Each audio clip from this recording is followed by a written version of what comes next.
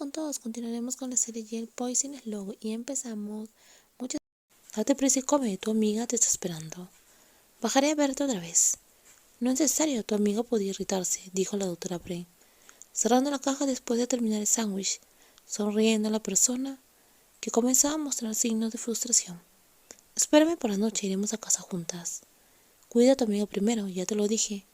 No soy una mujer débil que no puede estar sola. Pero quiero que no puedas vivir sin mí. Eso es demasiado, ve ahora. Es casi la hora de mi ronda. Pac sonrió a la doctora y luego le dio un beso en las mejillas. El olor de la doctora hizo que no quisiera irse, pero tenía que hacerlo, quedarse con la mujer que seguía llamándola, lo cual era muy molesto. Como era de esperarse, el paciente acostado en la cama mostró inmediatamente indignación al abrir la puerta. Pac suspiró frustrada mientras Nan actuaba, como si fuera su prisionera, necesitando ser vigilada en todo momento para evitar que causara problemas. ¿A dónde fuiste? Es asunto mío, Nan, asunto personal. Entonces no tengo derecho a saberlo. ¿Soy mal acaso? Nan, ¿entiendes las palabras? El tono tranquilo y el rostro de disgusto hicieron que la persona en la cama se detuviera por un momento. No quiero estar sola, tengo miedo. Nan cambió de un tono irritado a uno suplicante. Nadie te va a hacer daño. Tienes que quedarte conmigo, no tengo a nadie más. Las lágrimas de Nan, que parecían venir a pedido, hicieron que la actriz se acercara para consolarla. Está bien, me voy a quedar contigo. Prométeme que no me dejarás. Lo prometo. Probablemente Pac no sabía que su promesa hizo sonreír a la persona que acababa de perder a su hijo, pero no fue una sonrisa de agradecimiento por no haber sido abandonada en momentos difíciles. Era una sonrisa de deseo de poder.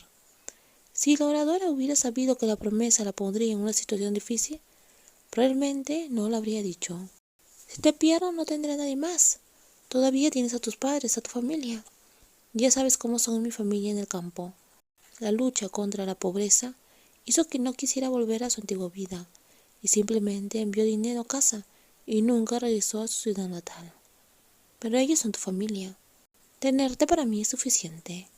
Pan no dijo nada más y quedó quieta para dejar que la paciente, que lloraba, la abrazara. Entendía las dificultades de su amiga, pero no le gustaba no visitar nunca a sus padres. Pero no pudo decir mucho porque era un asunto de familia y ella era una extraña. Solo podía ofrecer consejos. Deberías hablar con ese hombre. ¿Sabe lo que te hizo? Él estará feliz de que yo fuera así. Puede volver a amar a esa doctora. La mención de la doctora hizo que el rostro de Pac mostrara un inmediato descontento. Un hombre así nunca recibiría el amor de la doctora Prane. ¿Cómo lo sabes? Si no se amaban, ¿por qué se casarían? Pac permaneció en silencio, girándose para sentarse en el sofá, para ocultar su irritación, pero no escapó de los ojos de la paciente. Eso es el pasado. Ahora no hay forma de que la doctora pueda volver a buscarlo. ¿Estás segura? Nan no pudo evitar ser sarcástica. La imagen de Pac cerca de la doctora, que era su enemiga, todavía la ponía celosa e irritada. Y alguien llamó a la puerta.